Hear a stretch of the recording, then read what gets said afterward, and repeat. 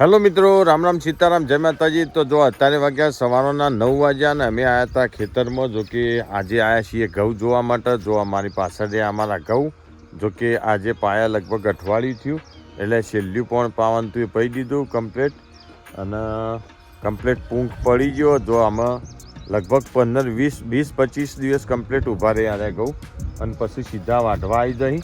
જો બહુ મસ્ત એવા ઘઉં થયા. છેલ્લું પણ પડી દીધું એટલે અમુક 25 દાડા કમ્પ્લેટ ઊભા રહી ઠરીને પાક્ષી. જો એટલા બહુ મસ્ત એવા ઘઉં, એ ખરખા ઘઉં. જો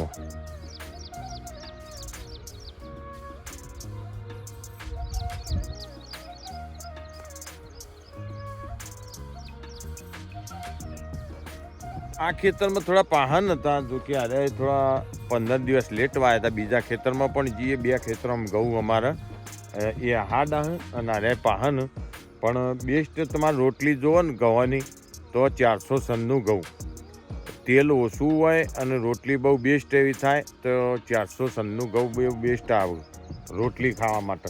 તમારે પણ જો વેચાથી ઘઉં લેવાના હોય કોઈ પણ તો 400 લેજો. જો કે અમે તો વાયા નહીં, આ 273 વાયા એ બિયારણ હારીએ. પણ ઘઉંની દ્રષ્ટિએ હારામાં હારા ઘઉં હોય ને રોટલી ખાવા માટે તો 490. આ ઘઉં 490 ઘઉં થાય, અને આ ઘઉં બહુ બેસ્ટ થાય એવા. પણ આની રોટલી એટલી બધી પેલા જેટલી ના થાય 490 જેવી. તો લેડો આમ જઈએ બીજા ખેતરમાં ઘઉં જોવા. હા તો એમ કરીએ હેડો. હા તો જો આમાં આવી જાય લશ્કર. જો પેલી રોગર દવા નાખી હતી ને તે એના લીધે મેલો થોડો કંટ્રોલમાં આવ્યો. હજી થોડો મેલાની અસર તો નહીં કોઈ. હા પણ અમુ મેલો નહીં આવો. જેમ ઉનાળો આવશે ને એમ લસકો બેસ્ટ થાય. 2 મહિના રહે, 1.5-2 મહિના. યા ઓહ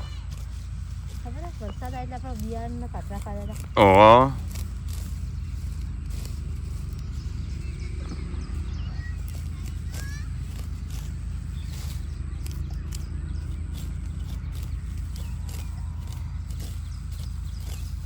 આમ લસકો વાટતા કેવું લાગે ગીતી? યા કેવું લાગે?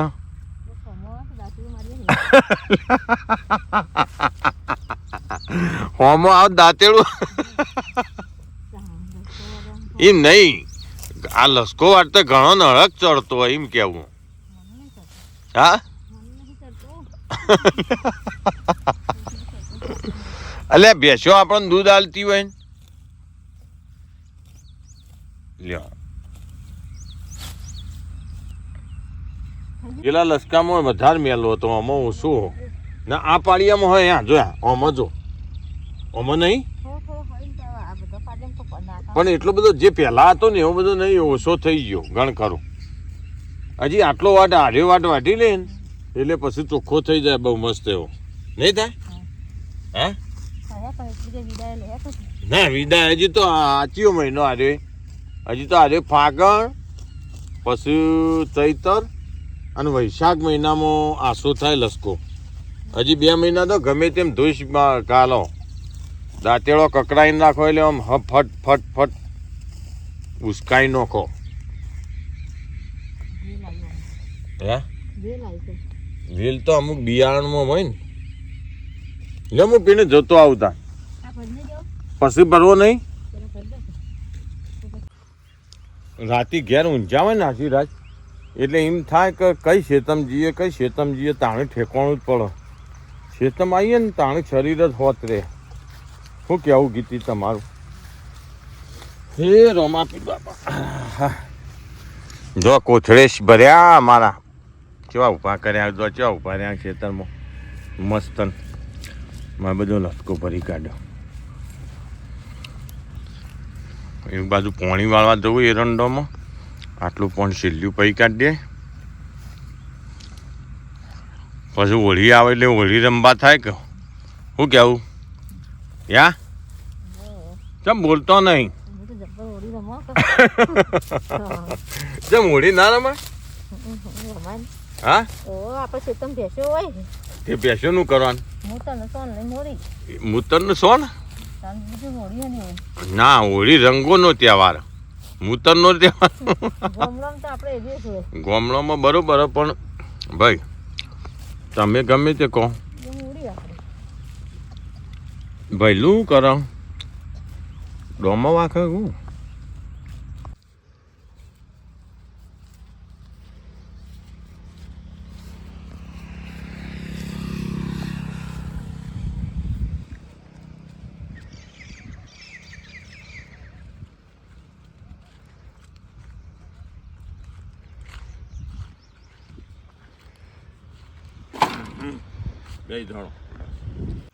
તો જો અત્યારે આયા છીએ ગુરુ મહારાજના આશ્રમ અને બહુ મસ્ત એવી હુખડી તમે જુઓ તો હુખડીની પાર્ટી હે ત્યાં જુઓ બધા બેઠા છીએ ભીખોજીને બધા જો પ્રસાદી મઠના લોટની મઠના લોટની મોહનતા જેવા ફીસ હા ફીસ નહીં પીસ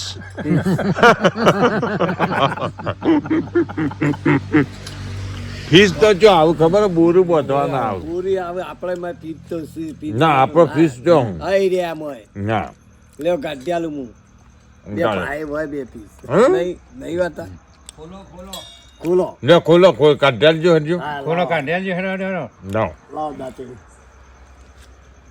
જે વાત મશીનગીરીમાં છે એ બધી આપણામાં જ મશીનગીરી છે ખોલો જોઈજો ચેક કરો કેમ પડી મેળું ખાઓ ખો સ્વામી તમે પતાવો બે આવો ના થોડી પટાવ જીવના કોટીન ખો મઠાના લોટની તો હુખડી તો તમને મળે ના તો શું કેવું રમેશ ગોળાય પાડતો નહીં તાણે ગોળો એમ તો મઠ નહીં પાડતો ગોળા પાડે ભીખાજી મઠ ના તાણે જો ગોળા તો ખાસ મઠ જ જો ખો સરપંચ ખો છે ગભરો યાર સમજાવે કોને હાલો લ્યો બિયાવો ને ડોક્ટર ગામમાં તઈ ને અલે ડોક્ટર ની જરૂર ના પડે અમે તો ડોક્ટર પાસે જતા નહીં જો આ નહીં ખાતા બધા ટેન્શન લેવા નહીં જો જે દાડા ચિઠ્ઠી ફાટવાની ને એ દાડા ફાટવાની જ છે તમે કોઠીમાં હંતાઈ જાઓ ને તો આવવાનું જ છે સાહેબ કોઠી ફાટા આછી તાણ પણ જે અમુક મર્યાદા ખાતા હોય ખવાય ને પીતા હોય ને પીવાય ને બધું એવું થાય જીવન ખાવા માટે જીવન નહીં જો મારી વાત સાંભળો એક પોપટ હતો એ પોપટને યમરાજાએ સપનામાં કીધું કે કાલે તારું મૃત્યુ છે એટલે પોપટ ગભરાણો શૂન થઈ ગયો ખાધું બાધું ના શૂન થઈને બેઠો એટલે ફસાયો અને વિચાર કર્યો કે મારું હું જો જવું તો બચું તે દોડ્યો તે ગરુડ ભાઈન જતો રહ્યો મિત્ર ભાઈ એના મિત્ર ગરુડ હતો તે મિત્ર ભાઈન જતો રહ્યો કે ગરુડજી હારું મારે કાલે મૃત્યુ છે ને આવું યમરાજે સપનું આવ્યું છે આમ કઈ જગ્યાએ જઈએ યમરાજ ના આવે કે ગરુડને વિચાર કર્યો કે આમ આપણે મિત્ર તો છીએ ધારે કોમ કર કે હું તને 7 સમુદ્ર પાર કરી અને પેલી બાજુ ઠેઠ ચોક ગુફામાં એવો હંતાળું તે ચોકણી યમરાજ આવી જ ના તે બે દીધા ઉપર ને તો ઉડ્યા લઈને 7 સમુદ્ર પાર કર્યા કમ્પ્લેટ કરીને ઠેર જઈને પૂરું કરીને આવ્યા ને પછી આવીને જોયું કે આ શામુકી વધુ નહીં અમે મારો મિત્ર બચી ગયો હા કે બધા અરે યમરાજભાઈ જઈ ગઈ યમરાજ શું હતું કે પોપટને ગભરાઈ નાખ્યો તો તે એટલે યમરાજી જે પોપટનો જીવ ત્યાં આવી ગયેલો હતો એક યમરાજ હસ્યા કે હું હસ્યા કે હું એ હસ્યો કાલ પોપટ આવડું ચકડું અને 7 સમુદ્ર પાર પેલી બાજુ ઠેઠ મૃત્યુ બોલા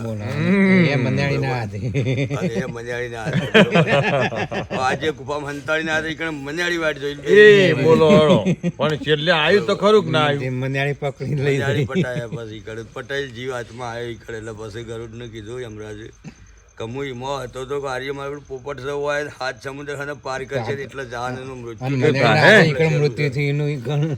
બોલો પછી પેલા બરોડા કે મારા આ તો હું તો ખોટું કરી ગયું પછી મેલ્લે પાપ કર્યું. પાપ કર્યું એટલે એટલે આવું હજી આવી વાત છે. ચિંતા કરજો ને ખાઓ ખો. બેન બોખરમ ના નાઈ જવું. એવા બોખરમ નાહી ના જવાનું હોય બિયાઈ. એ તો તમે બોખરમ જાઓ તો બોખરમ ઈ આવશે. એક. અમાર મોન રાખો. લઈ લે આવું. એક લઈ લો. પટાઈ દો થાળી ખાલી કરી રમેશ લઈ લે. થાળી પીનું આલો હા એ યોને વારો આવશે. ના અમે કહીએ ને તમે એવું કરો. પણ આવું જો આ તો 2 ટુકડા વાળું. આ તો આ 2 ટુકડા નહીં. ટુકડા વાળું નહીં. આ તો આ 6 એટલે 100 દુના 12 ટુકડા થયા. હા નો ભાઈ કાલે મંગળવારે એક જ લઈ લો. બસ એ તો પૂરી કરી નાખો ના સરપંચ પકડ્યો મેલો પીરબાજ મેલો